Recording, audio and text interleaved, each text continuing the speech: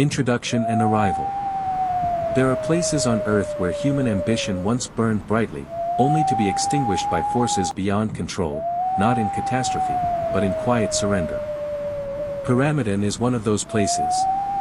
It sits at 78 degrees north, deep within the Arctic Circle, on the island of Spitsbergen in the Svalbard archipelago. Between mainland Norway and the North Pole, surrounded by glaciers that have witnessed millennia, this settlement exists in a state of suspension. Neither fully alive nor entirely dead. To reach Pyramiden today, you must travel by boat through the Jordan, cutting through waters so cold they seem to resist movement. The journey takes hours, and as the shoreline recedes behind you, civilization feels increasingly theoretical. The mountains rise like ancient sentinels, their peaks dusted with snow even in summer. The water is dark, impossibly deep, and so still that your boat seems to disturb something sacred with each passing wave. Then, around a bend in the fjord, Pyramiden appears. At first, it looks almost like a natural formation, angular buildings that could be mistaken for unusual rock outcroppings. But as you draw closer, the reality sharpens into focus. This is a town. There are apartment blocks, 5 and 6 stories tall, their windows dark and empty. There is a cultural center, a tower, industrial structures, and beyond them, the skeletal remains of coal mining equipment standing against the sky like monuments to industry. Everything is painted in fading shades of red, yellow, and white, colors that once represented optimism and Soviet pride, now weathered by decades of Arctic wind. The silence is the first thing you notice when you step onto the frozen shore. Not the absence of sound exactly, but a particular quality of quiet that feels intentional, as if the town itself is holding its breath. There is no hum of electricity, no voices, no footsteps echoing down empty streets. Only the wind moving through broken windows and the distant crack of ice shifting in the fjord. Pyramiden was never meant to be this way. It was designed as proof that human beings could not only survive but thrive in one of Earth's most inhospitable environments. It was supposed to be a showcase, a demonstration of what Soviet engineering and ideology could achieve when applied with determination and resources. For decades, it served that purpose. Families lived here. Children went to school. Miners descended into the earth each day and returned to warm apartments, to libraries and theaters, to a community that, against all logic, functioned. Then, in 1998, everyone left. Not in panic, not fleeing disaster, but in an organized departure that took only days. They boarded boats with what they could carry, and they sailed away, leaving behind everything that couldn't fit, furniture, books, photographs, entire lives. And from that moment, Pyramiden began its transformation into what it is now. A place where time has stopped moving, where the ordinary details of Soviet life remain exactly as they were left, preserved by cold so extreme that decay itself seems to have given up. This is not a ghost story. There are no ghosts here, no supernatural presences lurking in shadows. What haunts Pyramiden is more subtle and more profound. It is the weight of absence, the echo of intentions unfulfilled, the quiet sadness of a place built to last forever that was abandoned in a single season. To walk through Pyramiden is to experience time as a physical thing, layered and visible, as if you could reach out and touch the years that have passed. The Soviet dream in the Arctic. To understand Pyramiden, you must first understand what it represented. In the early 20th century, Svalbard was a place of international interest, primarily for its coal deposits. Through a treaty signed in 1920, Norway gained sovereignty over the archipelago, but other nations were granted the right to establish settlements for resource extraction. The Soviet Union recognized an opportunity, not just for coal, but for something more symbolic. Pyramiden was established in 1927, though it reached its peak during the Cold War decades. The Soviets poured resources into making it more than a mining outpost. They envisioned it as proof that their system could provide prosperity and culture anywhere, even at the edge of the inhabitable world. While other Arctic settlements were grim and utilitarian, Pyramiden was designed with ambition. It would have everything a proper Soviet town needed. Not just housing and workplaces, but schools, libraries, sports facilities, and spaces for art and community. The name itself, Pyramiden, comes from the pyramid-shaped mountain that looms above the settlement, a natural landmark that gave the town its identity.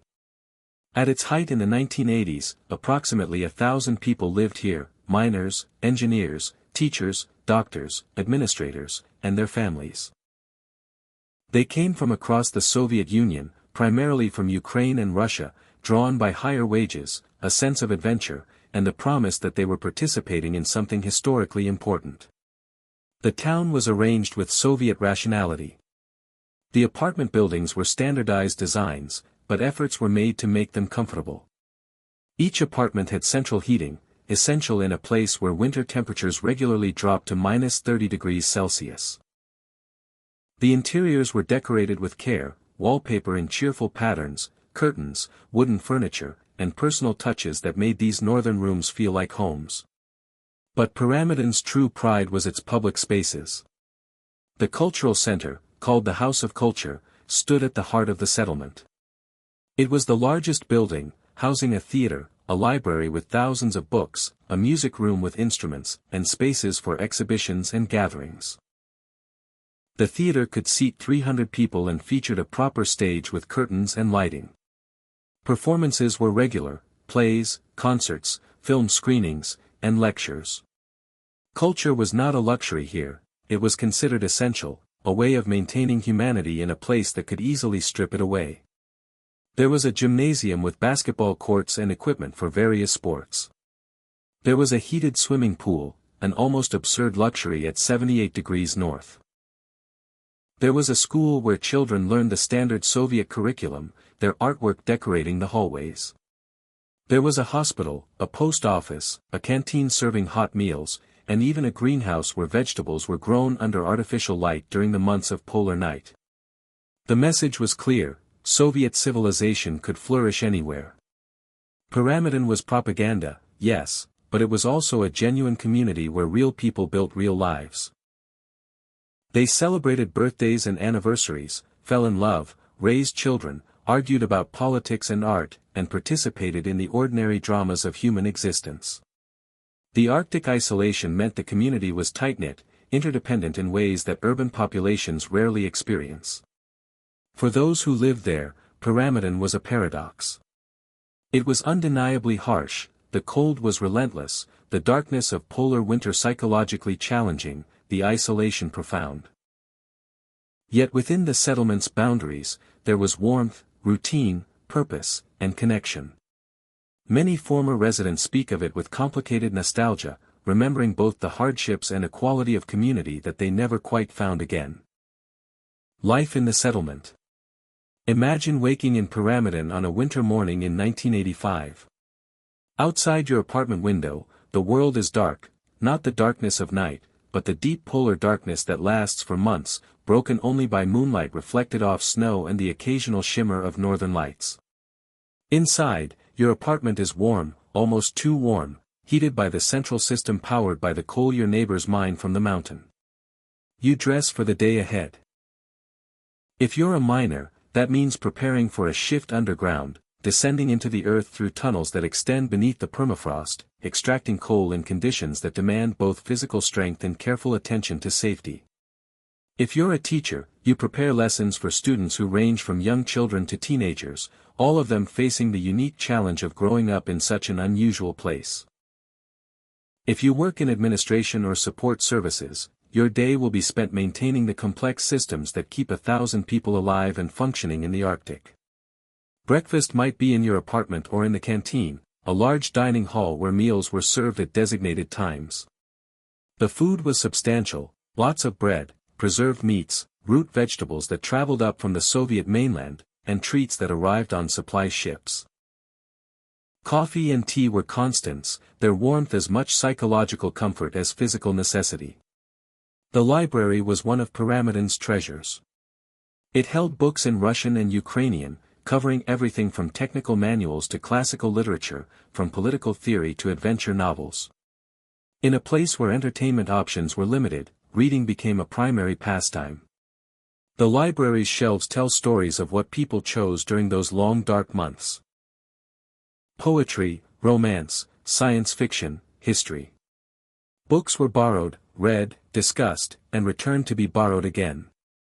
Some volumes show signs of being read dozens of times, their pages worn soft by countless hands.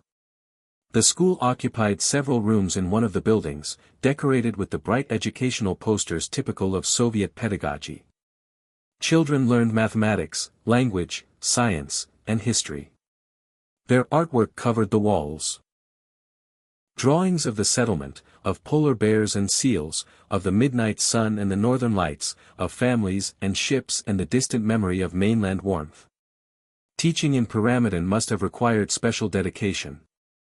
These children were growing up in a place unlike any other, and their education needed to prepare them for eventual return to normal Soviet cities while also acknowledging the extraordinary nature of their present. Recreation was taken seriously. The gymnasium hosted volleyball and basketball games, tournaments that the whole community would attend, cheering for informal teams organized by work unit or apartment block. The swimming pool, though modest, was used constantly. Swimming in heated water while snow accumulated outside created a surreal sense of luxury. There was a piano in the cultural center, and those who could play were encouraged to perform. There was a small museum displaying minerals from the region and artifacts from Pyramiden's history. Social gatherings marked the calendar. Soviet holidays were celebrated with appropriate ceremonies, parades, speeches, decorations. But there were also birthday parties, anniversary celebrations, and informal gatherings in apartments where people would share food, play cards, and talk deep into the night. In the isolation of the Arctic, these connections became lifelines, ways of maintaining humanity and warmth that had nothing to do with heating systems. For children, Pyramiden was simultaneously restrictive and adventurous. They couldn't wander far, polar bears were a real danger, and the cold could kill quickly. But within the settlement, they had freedom. They played in the snow, built forts, slid down hills, and created elaborate games that used the entire town as their playground. They grew up with a confidence in cold that most people never develop, wearing layers instinctively, understanding ice and snow as ordinary elements of life. The decline and decision. The 1980s were Pyramiden's peak years, but they were also the beginning of the end. The coal mining operation, while productive, was never enormously profitable. The extreme location meant that every supply, every piece of equipment, every person had to be transported by ship across dangerous waters. The settlement's maintenance required constant investment, buildings needed repair, heating systems needed upkeep, and the social infrastructure demanded ongoing resources. Then came the late 1980s and early 1990s, and with them, the unraveling of the Soviet Union. As the centralized system began to collapse, as republics declared independence and economic chaos spread, the logic of maintaining Pyramiden became increasingly questionable. Who would fund it? Why? The coal it produced was neither rare nor particularly valuable, and the ideological purpose, demonstrating Soviet capability, lost meaning when the Soviet system itself was disintegrating. Trust Arcticugal, the Soviet state-owned mining company that operated Pyramiden, faced difficult decisions. For a few years, operations continued through momentum and uncertainty. People still lived in the settlement, still worked the mine, still maintained routines that had been established over decades. But the future was clearly in doubt. Supply ships came less reliably. Investment in maintenance decreased. Conversations in apartments and over meals increasingly turned to questions of what would happen, where people would go, what would become of this place they had built at the edge of the world. By 1996, the decision was becoming clear, though officially it hadn't been announced. Families began to be relocated. The population decreased from over 1,000 to several hundred. The school had fewer students. The cultural center held fewer events. The settlement began to feel like a place in transition, though to what remained uncertain. The final decision came in 1998. Trust Arcticugal determined that Pyramiden would be permanently closed. The announcement was made with Soviet efficiency, there would be no gradual wind down, no years-long transition. The settlement would be evacuated quickly and completely. Residents were given short notice to prepare. They could take personal belongings but had to leave furniture, equipment, and anything too large to transport easily. Accounts from those final weeks describe a strange mixture of emotions. There was sadness, certainly, people were leaving homes they had built, a community that mattered to them. But there was also practicality, even relief. Life in Pyramiden had always been difficult, and many residents had stayed primarily because the economic benefits outweighed the hardships. The opportunity to return to mainland life, to cities with sunlight and diversity and opportunities, was not entirely unwelcome.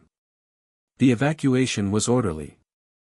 Ships arrived and departed on schedule. People packed methodically, choosing what mattered most. Photographs, letters, small treasures, clothing, these were prioritized. The piano stayed. The library books stayed. The furniture stayed.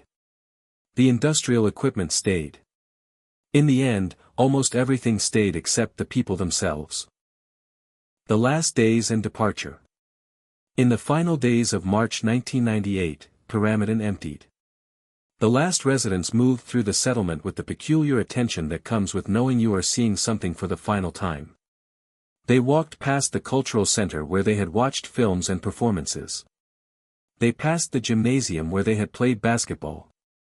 They looked at the school where their children had learned to read and calculate. They saw these places not as they were. Already beginning to feel hollow and abandoned, but as they had been, filled with noise and purpose and life. The evacuation itself was calm. People boarded ships with their belongings, found places to sit, and watched as Pyramiden receded into the distance. There was no panic, no drama. Just a quiet departure, the boats cutting through cold water, carrying away the last of the human presence that had animated the settlement for 7 decades. Behind them, the town remained, but transformed by absence. Apartment doors were left unlocked, there was no longer anyone to steal from, no longer any reason to secure property. Lights had been switched off, but in some buildings, the last occupants had left them on, either through oversight or perhaps through a superstitious hope that the darkness would be only temporary. In the weeks immediately following the evacuation, Pyramiden entered a new phase of existence. The heating was turned off, and the buildings began to cool to match the ambient temperature. In the Arctic, this meant freezing completely, water in pipes, moisture in walls, everything dropping to far below zero and staying there. This freezing acted as a preservative, slowing decay to an almost geological pace. Books remained on library shelves, their pages now brittle with cold but still readable. In apartments, furniture sat where it had been left. Beds made, dishes in cupboards, clothing hanging in closets. In the school, children's drawings remained pinned to bulletin boards, their colors bright against the gray walls. In the cultural center, the theater curtains stayed drawn, the stage set for a performance that would never happen. The canteen's kitchen held pots and pans, utensils still in drawers. The gymnasium's basketball hoops remained attached to walls, the floor marked with painted lines for games that would never be played again. The swimming pool, emptied of water before the evacuation, became a concrete basin gathering dust and ice. In some rooms, calendars hung on walls, their pages turned to March or April 1998, marking the exact moment when time stopped being relevant. Personal items suggested lives interrupted. A pair of boots by a door, a coat on a hook, a book left open on a table. These were not disasters frozen in time, no Pompeii-style catastrophe, but rather the quiet aftermath of an ordinary departure, made extraordinary only by the fact that no one ever returned to collect what they had left behind. Nature, held at bay for so long by human activity, began its patient work. Snow accumulated on roofs and in corners. Ice formed on windows, creating patterns that obscured the view inside. Birds, which had avoided the settlement during its active years, began to nest in the building's protected spaces. Arctic foxes explored the empty streets. Occasionally, a polar bear would wander through, investigating these strange structures that still smelled faintly of humans. Walking through frozen time. To walk through Pyramiden today is to experience something that shouldn't exist, a place where the past is not past but present, visible and tangible, frozen in every sense of the word. You enter buildings through doors that hang on rusted hinges, and you step into rooms that look as if their occupants might return at any moment. In one apartment, a bedroom contains a bed with blankets still arranged, a pillow that holds the faint impression of the last person to sleep there. The walls are covered in wallpaper printed with a cheerful floral pattern, now faded and peeling at the edges. A small shelf holds a few books, romance novels, a technical manual, a collection of poetry. On a table sits a radio, silent now but once a crucial connection to the world beyond the Arctic. In another apartment, the kitchen shows evidence of the last meal prepared there. Dishes sit in a cabinet, cups hang from hooks, and in a drawer, utensils are arranged with the orderly precision that suggests someone cared about their home even in this remote place. A calendar on the wall shows April 1998, its pages marking days that no one was present to experience. The cultural center is perhaps the most affecting space. The theater's seats remain in neat rows, facing a stage that still has scenery from its last production. The curtains, heavy and dark, hang in folds that have become stiff with age and cold. In the wings, you can find props and costumes, the material artifacts of performances meant to bring light and entertainment during the darkest months. The library is haunting in its abundance. Thousands of books line the shelves, organized by the Soviet library system that once governed reading across an entire empire. You can pull a book from the shelf and see checkout cards in the back, listing names and dates, a physical record of who read this book, when, and how many times it circulated. The titles reveal the reading tastes of a community living at the edge of the world. Adventure stories, romances, science fiction, political theory, agricultural manuals, technical textbooks, and poetry, always poetry. Russians have never lost their cultural commitment to verse. In the school, classrooms are preserved with their last lessons still visible. Chalkboards show mathematical equations and Russian vocabulary words. Children's drawings remain pinned to walls, depicting the settlement, polar bears, ships, and families. In one classroom, a globe sits on a desk, its surface showing the Soviet Union as it was, borders that no longer exist marking a country that no longer exists. Small desks are arranged in rows, their surfaces carved with the initials and doodles that students have made since schools were invented. The gymnasium still has its basketball hoops and volleyball nets. A banner on the wall promotes Soviet values in bold letters. Equipment sits in storage rooms. Balls, jump ropes, weights, and other tools for maintaining fitness and community through sport. The swimming pool, empty and echoing, has tiles that were once bright blue but have now faded to a pale ghost of their original color. In the hospital, examination rooms contain equipment that was state-of-the-art for its time. Medicine cabinets hold bottles and vials, their labels in Russian, their contents long since expired. A dentist's chair sits in one room, its leather cracked but still recognizable. The hospital's presence reminds you that Pyramiden was not just a work camp but a complete community, one that had to be prepared for every aspect of human life, including illness, injury, and birth. Throughout the settlement, personal items create moments of unexpected intimacy. A child's toy truck sits on a windowsill, placed there decades ago by small hands. A photograph tucked into a mirror frame shows a family smiling, dressed for winter, the settlement visible behind them. A notebook contains handwritten entries, diary thoughts, lists, sketches. These private moments, never intended to be preserved or viewed by strangers, now exist as artifacts, evidence of the interior lives that once animated this place. Nature's return in present day. In the decades since human departure, the Arctic has begun the slow process of reclaiming Pyramiden, though at a pace measured in geological time rather than seasons.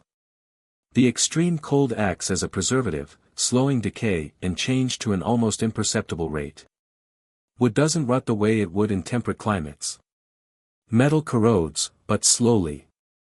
The settlement's basic structure remains largely intact, though increasingly weathered and fragile.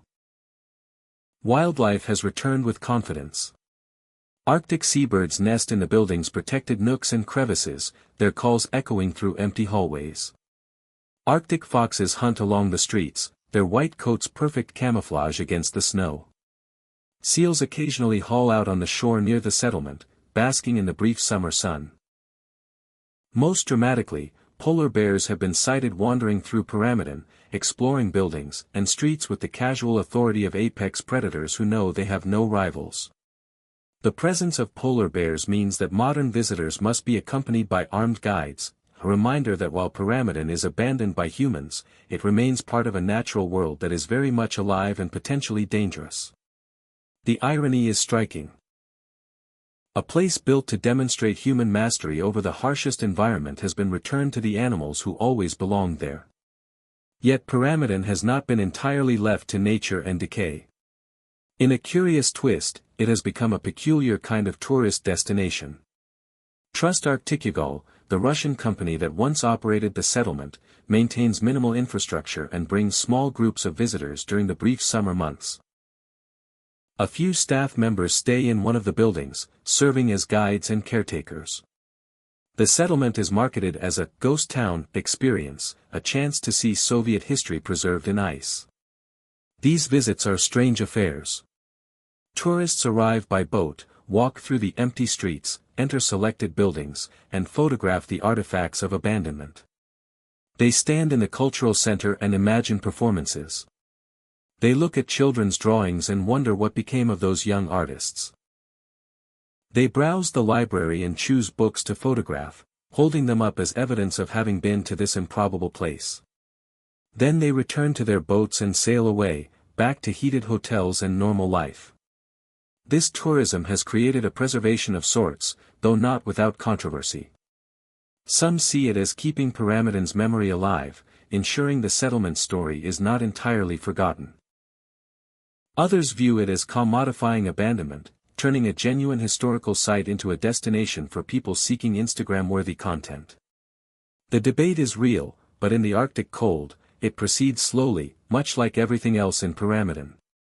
Researchers occasionally visit, studying everything from the settlement's architecture to the psychology of isolated communities to the effects of climate change on Arctic structures. Pyramiden has become a subject of academic interest, analyzed and documented in papers and studies. It appears in photography books and documentaries, its image circulated globally, ironic for a place built to be distant and isolated. The settlement's legal status is complex. It remains Russian territory under the Svalbard Treaty, though located in a Norwegian archipelago. This geopolitical peculiarity means that Pyramiden exists in a kind of jurisdictional ambiguity, neither quite Norwegian nor quite Russian, but somehow both and neither. Climate change has begun to affect Pyramiden in measurable ways.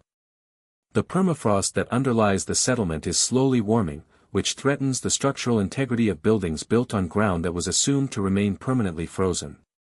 Glaciers are retreating. Summer temperatures are rising. These changes work on timescales longer than human lives, but they are nonetheless real, slowly altering the conditions that have preserved Pyramiden so effectively. Reflection and closing. What does Pyramiden mean?